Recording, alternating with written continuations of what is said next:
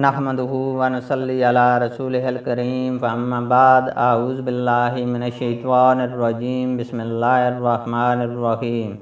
السلام علیکم ورحمۃ اللہ وبرکاتہ۔ پیارے دوستو، آج ہم سیکھیں گے کہ اگر کوئی شخص کسی کو کچھ دے تو اس کو لینے کے بارے میں نبی اکرم صلی اللہ علیہ وآلہ وسلم نے کیا فرمایا ہے۔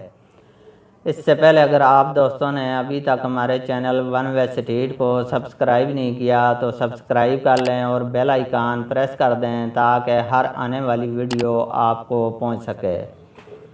تو دوستو، حضرت عمر بن خطاب رضی اللہ تعالیٰ عنہ سے روایت ہے کہ رسول اللہ صلی اللہ علیہ وآلہ وسلم کبھی مجھے کچھ عطا فرماتے تھے تو میں عرض کرتا تھا کہ حضرت کسی ایسے آدمی کو دے دیجئے جس کو مجھ سے زیادہ اس کی ضرورت ہو، تو آپ صلی اللہ علیہ وآلہ وسلم فرماتے کہ عمر اس کو لے لو اور اپنی ملکیت بنا لو، پھر چاہو تو صدقہ کے طور پر کسی حاجت مند کو دے دو، اور اپنا یہ اصول بنا لو کہ جب کوئی مال تمہیں اس طرح ملے کہ نہ تو تم نے اس کے لیے سوال کیا ہو اور نہ تمہارے دل میں اس کی چاہت اور طمع ہو، تو اس کو اللہ تعالیٰ کا عطیہ سمجھ کر لے لیا کرو، اور جو مال اس طرح تمہارے پاس نہ آئے تو اس کی طرف توجہ بھی نہ کرو۔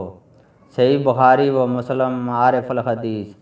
تو دوستو، اللہ تعالیٰ سے دعا ہے کہ وہ ہمیں نبی اکرم صلی اللہ علیہ وآلہ وسلم کے طریقہ پر عمل کرنے کی توفیق عطا فرمائے،